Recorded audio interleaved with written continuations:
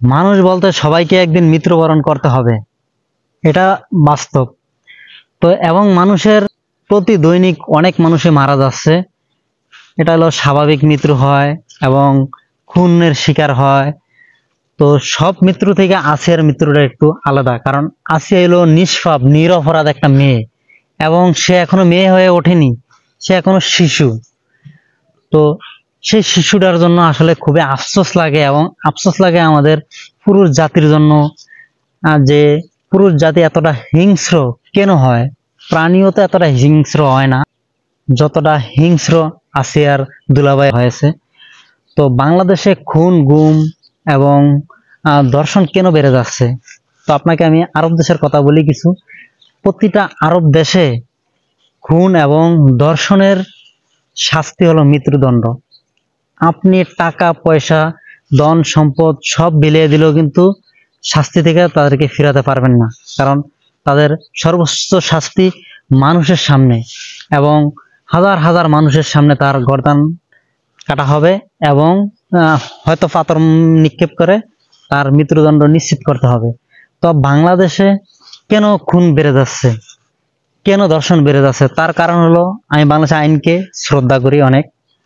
তো বাংলাদেশে রাজনৈতিকভাবে মানুষগুলা জেলে যায়, এবং খুন করলেও জেলে যায়, জেলে যাওয়ার পর আবার আইনের ফাঁক ফোকর দিয়ে এবং যারা নেতা আছে তাদের সহায়তায় সহযোগিতায় তারা বের হয়ে যায়।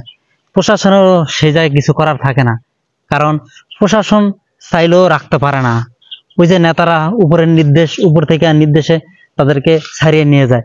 এই জন্য বাংলাদেশে খুন গুম এবং ধর্ষণ বেড়ে যাচ্ছে।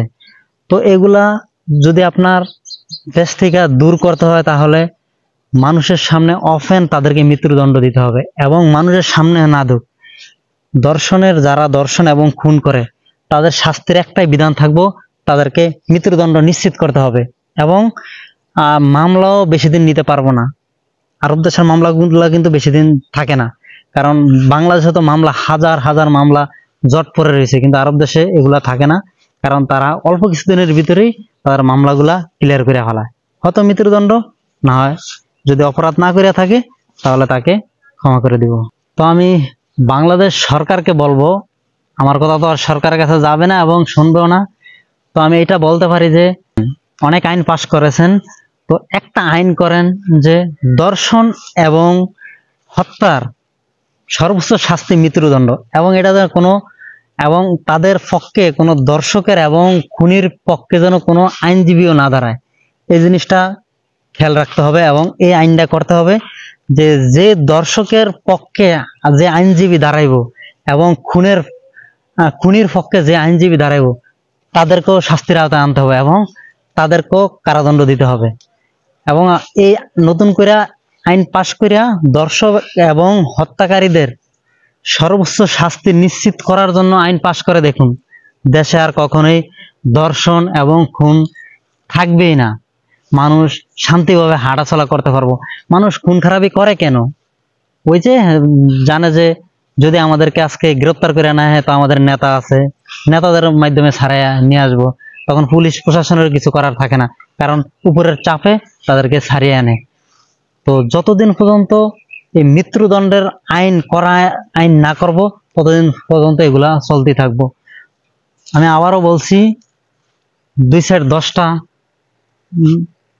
10টা বিচার এইভাবে করো, দেখবেন তারপর থেকে বাংলাদেশে কোনো অন্যায় অবিচারও হবে না। এবং যারা অন্যায় অবিচার করব তাদেরকে আরব দেশের মতো হাত কর্তন করবো, আঙ্গুল কর্তন করবো, গর্দান কর্তন করব, তারপরে দেখবেন সবকিছু একদম বাংলাদেশ থেকে ঠান্ডা হয়ে যাবে। আরেকটা জিনিস খেয়াল রাখতে হবে, যে কেউ যে অন্যায়ভাবে কাউকে ধর্ষণের মামলা চাপিয়ে না দেয় কারো গায়ে, তো সেটাও সুস্থ তদন্ত করতে হবে। তো যাই হোক, ভিডিওটা এতক্ষণ দেখার জন্য সবাইকে ধন্যবাদ। আসসালামু আলাইকুম।